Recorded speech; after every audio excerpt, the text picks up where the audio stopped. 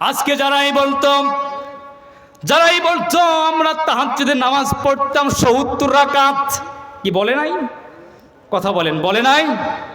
বলতো আমরা কয় রাকাত পড়তাম? ৭০ রাকাত। প্রত্যেক দিন কোরআন তেলাওয়াত করতাম। আমাদের নেতৃত্ব প্রত্যেক দিন কোরআন তেলাওয়াত করতো, তাহাজ্জুদ পড়তো। কথা বলেন, কথা বলেন না কেন? কি হক কথা শুনতে কি তিতা লাগে নাকি? কথা বলেন, তিতা লাগে? কথা বলুন, তিতা লাগে? এই ১৬টি বছর আমাদের তাফসীর মাহফিলগুলোতে আমাদের বন্ধ ছিল, করতে দেয় না ওই জালিমেরা, ঠিক কিনা? এই ১৬টা বছর মসজিদের মেম্বার নিরাপত্তা ছিল না। এই ১৬টা বছর মা বোনদের নিরাপত্তা ছিল না, আলেম ওলামাদের নিরাপত্তা ছিল না, জালেমদের নিরাপত্তা ছিল, চোরদের নিরাপত্তা ছিল, বাটপারের নিরাপত্তা ছিল, বক্তাকে টেজে উঠতে দেওয়া হয় নাই। আজকে মুসলমান তোমরা কোথায় চলে গিয়েছো? ইসলামের পতাকা ফর ফর করে উড়বে। বাংলার জমিনে কোনো কাফের, কোনো নাস্তিক থাকতে পারবে না, পারবে না, পারবে না, ইনশাআল্লাহ। ইসলামের পতাকা উড়বে ইনশাআল্লাহ। ইসলামের পতাকা উড়বে, শীঘ্রই ব্যবস্থা করে দিয়েছেন। তিনি কে? আরো জোরে বলুন, তিনি কে? আল্লাহ। বেজার হচ্ছেন? আলোচনা চলবে, আলোচনা চলবে। আমার ভাইয়েরা লক্ষ্য করুন, মুহাম্মদ রাসূলুল্লাহ সাল্লাল্লাহু আলাইহি ওয়াসাল্লাম যে কথা বলতেছিলাম, নবীজি যখন আয়েশার কাছ থেকে শুনলেন, আয়েশা তিনি নবীকে বললেন, বলার সঙ্গে সঙ্গে নবী বলছেন, আয়েশা রে, আমার মাথা একটু উঁচু করে ধরো, দরজা খুলে দাও, আমি নামাজের দৃশ্য দেখতে চাই। আমার উম্মতেরা কেমন করে মসজিদ নবীর মধ্যে নামাজ আদায় করছে, আমি মুহাম্মদ রাসূলুল্লাহ দেখতে চাই। নবীজির মাথা উঁচু করে ধরা হলো, দরজা খুলে দেওয়া হলো। আল্লাহ নবী নামাজের দৃশ্য দেখলেন। দেখার পর নবীজি আবার শুয়ে পড়লেন। মাইশা কিছুক্ষণ পর লক্ষ্য করলেন নবীজির চোখ দিয়ে দরদর করে পানি পড়ছে। মাইশা জিজ্ঞাসা করছেন, ইয়া রাসূলুল্লাহ, নামাজের দৃশ্য দেখার পরে আপনার কেন চোখে পানি আসলো? আপনার তো খুশি হওয়ার কথা ছিল, আপনি কেন কাঁদেন? আপনার চোখে কেন পানি? আল্লাহর নবী মুহাম্মদ রাসূলুল্লাহ তিনি বলছেন, আয়েশা রে, যে নামাজের দৃশ্য দেখলাম, নামাজের দৃশ্য দেখার সঙ্গে সঙ্গে তায়েফের ময়দানে যে মার খেয়েছে আমি মুহাম্মদ, উহুদের ময়দানে ডান্ডা মোবারক শহীদ হয়ে গেল। যে নামাজকে কায়েম করতে, প্রতিষ্ঠিত করতে তায়েফের ময়দানে রক্ত ঝরেছে, উহুদের ময়দানে ডান্ডা মোবারক শহীদ হয়ে গেল, হাজারো সাহাবী জীবন দিল। আজকে যে নামাজ আমার চোখে ধরা পড়লো, আমার মনে হলো এটা ভবিষ্যতের একটা ছবি হয়ে থাকলো। আমি নবী পৃথিবী থেকে বিদায় নিয়ে চলে যাব, যতদিন পর্যন্ত আমার উম্মতেরা পৃথিবীতে আসবে এই রকম করে জামাতের সঙ্গে 5 ওয়াক্ত নামাজ আদায় করবে। সুবহানাল্লাহ। আমার ভাইয়ের এখানে শেষ নয়, মুহাম্মদ রাসূলুল্লাহ যে উম্মতের জন্য মার খাইলেন, যে উম্মতের জন্য রক্ত ঝরালেন, যে উম্মতের জন্য জীবনটাকে বিলিয়ে দিয়েছে, বাতিলদের তলোয়ারের সামনে আল্লাহর নবীজি মুহাম্মদ রাসূলুল্লাহ নিজেকে বিলিয়ে দিয়েছে। আজকে সেই উম্মতেরা নামাজ আদায় করতে চায় না, আজকে সেই উম্মতেরা রাসূলের সুন্নতকে অনুসরণ করতে চায় না, আজকে সেই উম্মতেরা রাসূলের ইতিহাসকে অনুসরণ করতে চায় না। বাবা পৃথিবী থেকে বিদায় নিয়ে চলে গেল, শিক্ষা গ্রহণ করে না। মা অন্ধকার কবরে শুয়ে আছে, শিক্ষা গ্রহণ করে না। সন্তান অন্ধকার কবরে শুয়ে আছে, শিক্ষা গ্রহণ করে না। আল্লাহ রাব্বুল আলামিন বলছেন, বান্দারে, আমি তোমাকে নিশ্চয় নিশ্চয় তোমার কাছ থেকে, নিশ্চয় নিশ্চয় তোমার কাছ থেকে সর্বপ্রথম হিসাব নিব। আসসালাত আসসালাত, নামাজ নামাজ। সর্বপ্রথম হিসাব নেবে কিসের বলুন? নামাজের। আল্লাহর নবী মুহাম্মদ রাসূলুল্লাহ সাল্লাল্লাহু আলাইহি ওয়াসাল্লাম পৃথিবী থেকে বিদায় নিয়ে চলে যাচ্ছেন। তার বিবির কথা বললেন না, সন্তানের কথা বললেন না, তার লাতিনের কথাও বললেন না, কলিজার টুকরা হাসান হোসাইনের কথাও বললেন না। নবীজি পৃথিবী থেকে বিদায় নিয়ে চলে যাচ্ছেন। সর্বশেষ যেই কথা ছিল সালাত, সালাত, নামাজ, নামাজ, আমার উম্মতেরা নামাজ, নামাজ, নামাজ। আজকে সেই উম্মতেরা নামাজ আদায় করতে চায় না, ঠিক কি না? কথা বলুন, ঠিক ঠিক নামাজ আদায় করতে চায় না। কিন্তু মুহাম্মদ রাসূলুল্লাহ সাল্লাল্লাহু আলাইহি সাল্লাম আবু যর রাদিয়াল্লাহু তাআলা আনহু নবীজির সঙ্গে আছেন। শীতের রাত, এরকম প্রচণ্ড শীতের রাত, শীতের দিনে আল্লাহর নবী আবু যর রাদিয়াল্লাহু তাআলা আনহুকে নিয়ে সঙ্গে তিনি বাড়াইছেন। বাড়ানোর পরে একটা গাছ থেকে দুইটা ডাল ভাঙলেন, ভাঙ্গার পর হাতে নিলেন। হাতে নিয়ে আল্লাহর নবী বলছেন, আবু যর বলছেন, লাব্বাইকা ইয়া রাসূলুল্লাহ, বলেন আমি শুনতেছি। আল্লাহর নবী বলছেন, এই হাতে যে আমি ডালটা নিলাম, এই ডালে কুয়াশা ভরে আছে, পাতা আছে।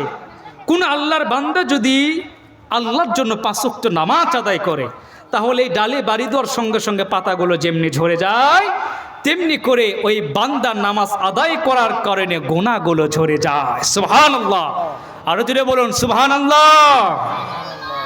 এই জন্য আমাদের নামাজ আদায় করা লাগবে কি লাগবে না? আরো জোরে বলুন, নামাজ আদায় করা কি লাগবে কি লাগবে না? লাগবে। দেখেন, এক সাহাবী ছিলেন, মুহাম্মদ রাসূলুল্লাহ সাল্লাল্লাহু আলাইহি ওয়াসাল্লামের সাহাবী ছিলেন। 10 জন সাহাবী আশারা মুবাশশারা জান্নাতের টিকিট দুনিয়াতেই পেয়েছেন। কয়জন? 10 জন। কয়জন পেয়েছেন? আরো জোরে বলেন, কয়জন? কয়জন? কয়জন? কথা বলেন, ঠান্ডা লাগে নাকি? আরো জোরে, কয়জন? এবার যদি স্লোগান না হয় তাহলে মনে করবো আপনারা বামপক্ষী। বামপক্ষী বুঝেন তো? জ্ঞানী মানুষদের বেশি কথা বলা প্রয়োজন নাই। কয়জন? আরো দিলে কয়জন? 10 জন। এই 10 জন সাহাবীর মধ্যে একজন সাহাবী জান্নাতের টিকিট পেয়েছেন। নাম কি বলতে পারবেন? সবাই তো টিকিট পেয়েছেন। পার্সোনালভাবে যে নামাজকে সবচেয়ে বেশি ভালোবাসতো সে কে বলেন? হযরত আলী রাদিয়াল্লাহু। মাশাআল্লাহ, মাশাআল্লাহ। ওয়াজ এখানেই শেষ। তাহলে আশারা মুবাশশারা কয়জন জান্নাতের টিকিট পেয়েছেন? 10 জন। আল্লাহর নবী মুহাম্মদ রাসূলুল্লাহ 10 জন সাহাবীর নাম ঘোষণা করছেন।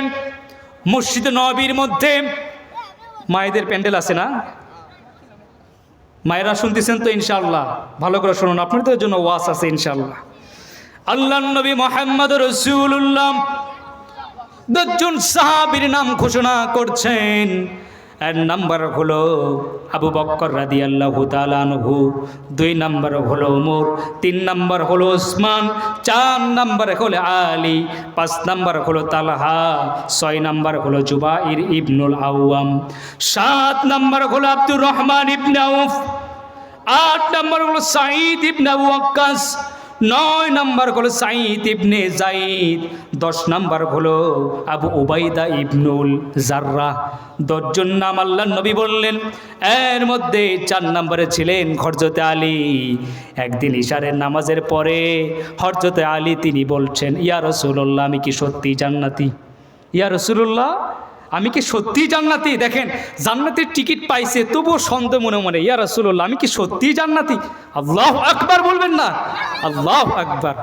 হযরতে আলী নামাজ শেষ করে নবীজির সামনে বসে পড়ছেন, ইয়া রাসূলুল্লাহ, আমি কি সেই আলী? 10 জনের মধ্যে আমার নাম 4 নম্বরে এসেছে, আমি কি সেই আলী? আল্লাহর নবী মুহাম্মদ রাসূলুল্লাহ একটা মুস্কি হাসি দিলেন। আলী কি? আলী, তুমি কি ভান করতেছো নাকি? তুমি কি জানো না কোন আলী? হাসান হোসেনের বাবা, ফাতেমার স্বামী, সে আলী তো তুমি হলো আল্লাহর জান্নাতি। সুবহানাল্লাহ। আলী বলছেন, ইয়া রাসূলুল্লাহ, তাহলে একটা বাজেট করা যাক। আমি যদি আলী সত্যি জান্নাতি হয়ে থাকি, আজ থেকে আল্লাহর ইবাদত করব না, আজ থেকে কোরআন তেলাওয়াত করব না, আজ থেকে নামাজ আদায় করব না। দেখেন, আলী জান্নাতি হওয়ার পরেও নামাজের কতটা শক্তি ছিল। যতই মুখে বলুক, অন্তরে কিন্তু ঠিক আছে। কথা বলুন না কেন? আর আমরা যদি জান্নাতের টিকিট পাইতাম কি করতাম? কথা বলেন কি করতাম? ওরা তো 16 বছর চেয়ারে থাকার পরে ব্যাংক লুট করে নিয়ে চলে গেছে, হয়তো আমরা মনে হয় বাংলাদেশটা গিলেই নিয়ে চলে যাইতাম। কথা বলেন না কেন? কারণ আমরা জান্নাতের টিকিট পাইছি, বাংলাদেশ গেলে তো কোনো আরাম হবে না। আরাম হবে?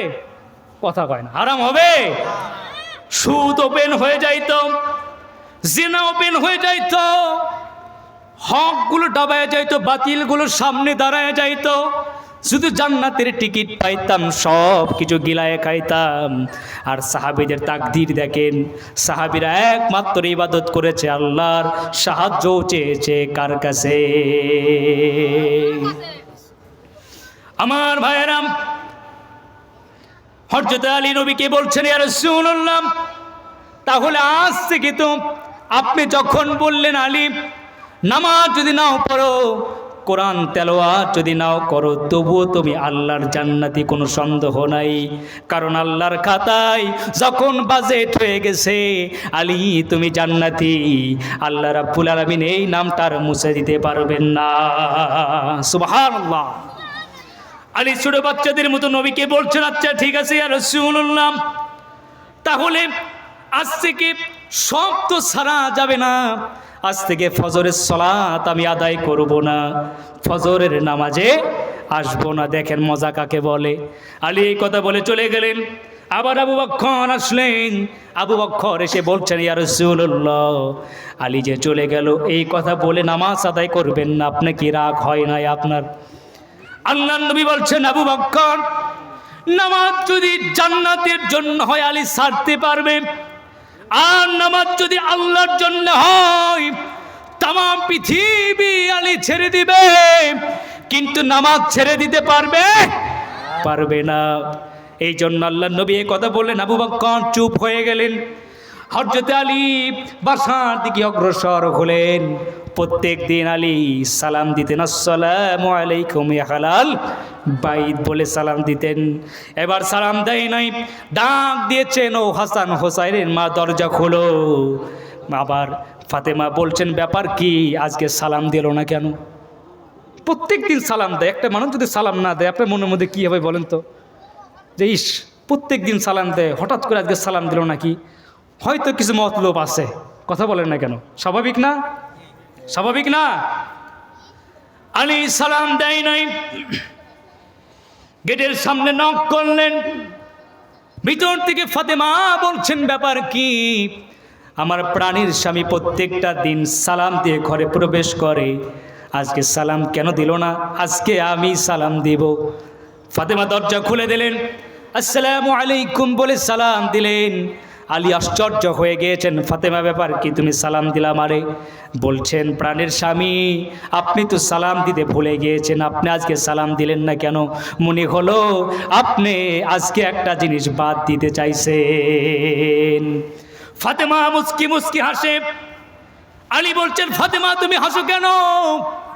কারণ ফাতেমা জানে, আমার স্বামী, যেই স্বামী প্রত্যেকটা দিন তাহাজ্জুদ যদি নামাজ আদায় করে,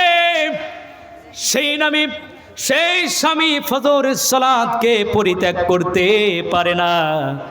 ফাতেমা বলছেন, হয়তো বুঝি আপনি কোনো কিছু বাদ দেবেন। আলী বলছেন, হ্যাঁ, আজ থেকে ভরা মজলিসের সামনে বলে এসেছি, আমার নবীকে কথা দিয়েছি, আমি আলী আজ থেকে ফজরের নামাজ আদায় করব না। সুবহানাল্লাহ বলবেন না? সুবহানাল্লাহ। এটা কিন্তু মনের কথা নয়, এটা মুখের কথা বলছে, আজ থেকে ফজরের নামাজ পড়ব না। আলী ঘুমায় গেলেন। ঘুমায় যাওয়ার পরে ফাতেমা বলছেন, তাহলে প্রাণের স্বামী, আজ থেকে আপনাকে ডাকবো না, কারণ আপনি তো নামাজ আদায় করবেন না, আপনাকে ডাকার কোনো প্রয়োজন মনে করি না। আলী বলছেন, ফাতেমা ঠিক বলেছ, আজ থেকে নামাজ আদায় করব না। ফজরের আজানের আগে আলী ওযু করলেন। ফাতেমা চট করে উঠে গিয়েছে, বলছেন, প্রাণের স্বামী, আপনি নামাজ আদায় করবেন না, গোসল করে ওযু করলেন কেন? আলী বলছেন, ও ফাতেমা শোনো, আমি নামাজ পরিত্যাগ করেছি, তাই বলে কি নামাজ দেখা যাবে না? কত বড় জ্ঞানী দেখেন, তাই বলে কি নামাজ দেখা যাবে না? আমি ফরজ নামাজ বাদ দিয়েছি, তাই বলে কি আমি নামাজ পড়ে দেখতে পারবো না? সুবহানাল্লাহ বলবেন না? আলী ঘর থেকে বের হয়ে গেলেন। বের হওয়ার সঙ্গে সঙ্গে ফাতেমা মুস্কি মুস্কি হাসে, আমার স্বামী কখনো নামাজ পরিত্যাগ করতে পারে না। আল্লাহর নবীর মুহাম্মদ রাসূলুল্লাহ সাল্লাল্লাহু আলাইহি সাল্লামের কলিজার টুকরা ফাতেমা, তিনি বসে আছেন। মুহাম্মদ রাসূলুল্লাহ সাল্লাল্লাহু আলাইহি সাল্লাম, মুহাম্মদ রাসূলুল্লাহ সাল্লাল্লাহু আলাইহি ওয়াসাল্লাম, মুহাম্মদ রাসূলুল্লাহ সাল্লাল্লাহু আলাইহি সাল্লাম নামাজ শুরু হয়ে গিয়েছে। আলী মসজিদে নববীর মধ্যে ঢুকলেন, ঢোকার সঙ্গে সঙ্গে দেখছেন এক সাহাবী নামাজ আদায় করছেন। সবাই বসে পড়ে, একটু বসতে বলেন, সবাই একটু বসে পড়েন, দাঁড়ানোর কোনো প্রয়োজন নাই। প্রধান মেহমানকে সম্মান দেন, তিনি সম্মানিত ব্যক্তি, কেউ দাঁড়িয়ে থাকবে না, সবাই বসে পড়ুন। সাইড করেন, গেট সাইড করেন, সবাই গেট সাইড করেন, সবাই বসে যান, সবাই বসে যান, এই সাইড করেন, সবাই বসেন। কোরআনকে সম্মান করেন, একটু বসেন, একটু সবাই বসেন। আমাদের কলিজার টুকরা প্রধান মেহমান এসে গেছেন, আমার কাকা, তিনি আলোচনা শুনবেন শেষ পর্যন্ত। সবাই রাজি আছেন তো? তিনি চান তিনি শুনুক, জুড়ে বলেন। পিছনে যুবকের কথা বলে না কেন, কি সমস্যা কি? আলোচনাতে মোড় পাল্টে দিলেন, এখন যুবক মিলে কিছু কথা বলতে হবে। কথা বলেন না কেন? বলবো, চলবে। কতক্ষণ? সারা রাত হবে না তো, আপনারা থাকবেন, আমি চলে যাব।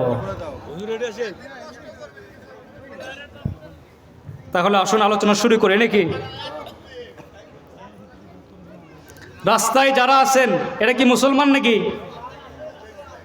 রাস্তায় যারা আছেন এটা কি মুসলমান? যদি মুসলমান হয়ে থাকেন তাহলে ভিতরে আসেন, আলহামদুলিল্লাহ নাকি? কথা বলেন, ঠিক না? যদি মুসলমান হন তাহলে রাস্তা সাইড করে ভিতরে বসেন, আল্লাহ হরকতে বরকত দান কি। আসেন, ভিতরে আসেন, ভিতরে আসেন। কাকা শেষ পর্যন্ত শুনবে, প্রধান বক্তা আসবে, তারপর কাকা একটু আলোচনা করবে নাকি? কথা বলুন। তিনি আমাদের রত্ন, 16টা বছর ধরে নির্যাতিত হয়েছে বিএনপি। কথা বলুন। 16টা বছর ধরে নির্যাতিত হয়েছে বিএনপি। আমরা পালাই না, পালিয়ে গিয়েছো তোমরা, ঠিক কিনা? মুসলমানের বাচ্চা কখনো পালাতে পারে না। কথা বলুন। যুবকদের শক্তি নাই, কই শক্তি আছে? একটু আগে আসেন, একটু আগে আসেন, একটু সামনে আগে আসেন। আমার কলিজার টুকরো ভাইয়ের একটু আগে আসেন। আমাকে সবাই চিনেন তো, পরিচিত মুখ না? সবাই একটু আগে আসেন ভাই, কলিজার টুকরো ভাই, একটু একটু তাহলে দেখেন, একটু মাথানো গরম করে দিয়ে যায় আজকে। একটু আগে আসেন, একটু আগে আসেন। আমি দেখেছি যখন 16টা বছর বিএনপি নির্যাতিত হয়েছে, জামাত শিবির নির্যাতিত হয়েছে, তখন কাকার মুখের দিকে তাকানো যায় নাই। কেন যায় নাই? কারণ বিএনপিকে সবচেয়ে বেশি ভালোবেসেছে তিনি। কথা বলুন। জামাত শিবিরকে ভালোবেসেছে তিনি। যদি ভালো না বাসত তাহলে এত বড় সম্মান আল্লাহ তাকে দিতেন না। কথা বলুন। এই মুসলমান মরে গেছেন নাকি? আপনাদের রক্তের বিনিময়ে বাংলাদেশ স্বাধীনতা পেয়েছে। আপনাদের রক্তের বিনিময়ে স্বৈরাচারী নাস্তিক বাংলার জমিন ছাড়তে বাধ্য হয়েছে। কথা বলুন, ঠিক কিনা? আল্লামা দেলোয়ার হোসেন সাঈদী তিনি বলে গিয়েছেন, আজকে বিএনপির গলায় দড়ি লাগাইছ, বিএনপির পায়ে শিকল লাগাইছ, জামাত ইসলামকে জেলের মধ্যে বন্দী করেছ, এমন সময় আসবে এই পুলিশ আবার তোমাদের গলায় বিড়ি লাগাইয়া জেলের মধ্যে বন্দী করবে। কথা বলুন, ঠিক কিনা? আরো জোরে। ওরা কি বলে যে আপনারা পালিয়ে যান, আমরা পালাই না। কে পালাইছে সেটা ভালো করে বোঝা হয়ে গেছে। আমাদের অসুস্থ যিনি খালেদা জিয়া, তিনি কি পালিয়ে গিয়েছেন? দেলোয়ার হোসেন সাঈদী সাহেব পালিয়ে গিয়েছেন? জামাত শিবিরের আমির নিজামী সাহেব তিনি কি পালিয়ে গিয়েছেন? আরো জোরে কথা বলুন, পালিয়ে গিয়েছেন? পালিয়ে যায় না। এরা বলেছেন দেশই তো আমার বাড়ি, আমার তো বিদেশে একটাও বাড়ি নাই, আমি কেন পালিয়ে যাব? যদি বাঁচতে হয় দেশের মানুষকে নিয়ে বাঁচবো, আর যদি মরতে হয় একসঙ্গে মরবো, ঠিক কিনা? কথা বলুন। এই জন্য আমার ভাইয়েরা, আপনারা খুশি না বেজার? খুশি না বেজার? 16টা বছর আমরা ময়দানে কথা বলতে পারি নাই, 16টা বছর বিএনপি আসতে পারে নাই, 16টা বছর জামাত শিবিরা জামাতদের আন্দোলন করতে পারে নাই। নিজামী সাহেবকে মিথ্যা মামলা দিয়ে চার্জশিট দেওয়ালের মধ্যে বন্দী করা হয়েছিল। আল্লামা দিলওয়ার হোসেন সাঈদীকে মিথ্যা মামলা দিয়ে চার্জশিট দেওয়ালের মধ্যে বন্দী করা হয়েছিল। খালেদা জিয়াকে মিথ্যা মামলা দিয়ে বন্দী করা হয়েছিল। তারেক জিয়াউর রহমানকে মিথ্যা মামলা দিয়ে বন্দী করা হয়েছিল। এটা ইসলাম নয়, ওর অপমান করেছিল, কিন্তু বাংলাদেশের মুসলমানেরা চুপ করে বসে থাকতে পারে নাই, পারে নাই, পারে নাই। লড়াইয়ের ওই ময়দানেতে যেতে তোমাকেই হবে, প্রয়োজনে সব রক্তটুকু জমিনেই ঢেলে দেবে, ঠিক কিনা? লড়াইয়ের ওই ময়দানেতে যেতে তোমাকেই হবে, প্রয়োজনে সব রক্তটুকু জমিনেই ঢেলে দেবে। তবুও তোমায় লড়তেই হবে, মানিবে না পরাজয়। তবুও তোমায় লড়তেই হবে, মানিবে না পরাজয়। বিপ্লব মানে জীবন দেয়া, বসে থাকা নয়। বলুন, বিপ্লব মানে জীবন দেয়া, বসে থাকা নয়। সেই কোনদিন থাকবে না রে, করো যদি ভয়।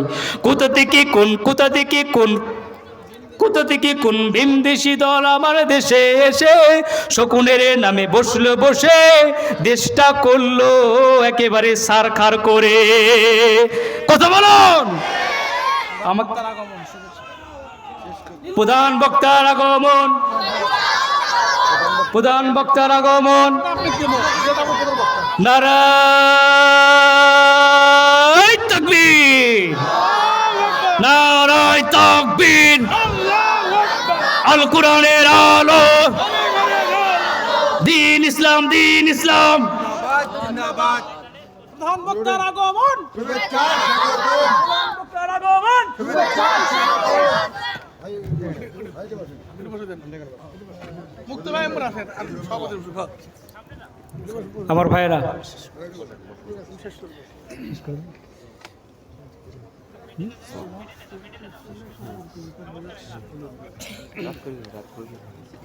আমার ভাইয়ের আলোচনা ফিনিশিং হয় নাই, অনেক কথা ছিল, বলতে পারলাম না।